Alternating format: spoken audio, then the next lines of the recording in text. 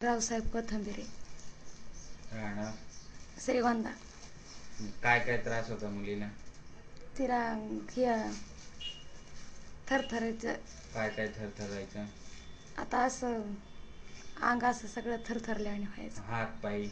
हा. आणि जिभेचा काय त्रास? जिभ अशी तोंडात ठेवायची, वळवळ केल्यावाने. असं किती दिवसापासून व्हायचं? 1 महिनाभर झालं होतं. बरं, मग आता तुम्ही कोणाची औषधं घेताय? तुमचं नाव काय मला सांगते? डॉक्टर रोडे. हा, डॉक्टर रोडे. त्यांची होमिओपॅथीची औषधं? यांचे होमिओपॅथीची औषधं सुरू आहेत. बरं, मग काय काय फरक वाटते तुम्हाला औषधांनी? आता थोडं थोडं जाणवते ना ती. नाही, पण काय खांदे उडवायचं प्रमाण किती आहे आता? किंवा थोडं कमी आहे. आणि जीभ जीभ बाहेर काढायचं? ती आतली आत थोडी थोडी हे होते ना. पण बाहेर येते का आता? नाही. आणि तिचं रागाचं प्रमाण पहिलं वाढलेलं होतं ना? हा, आता कमी आहे. आता राग कमी झालाय? हा, ज्यादा वाढलं होतं ना ते. ज्यादा वाढलं होतं.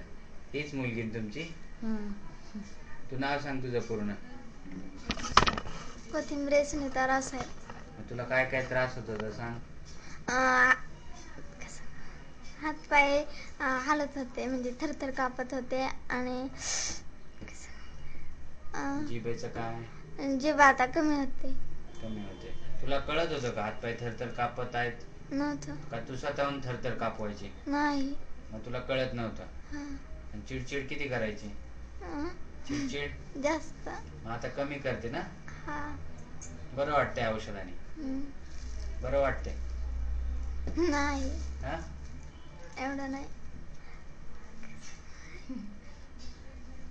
फरक वाटतंय का तुला औषध सुरू केल्यावर? हो.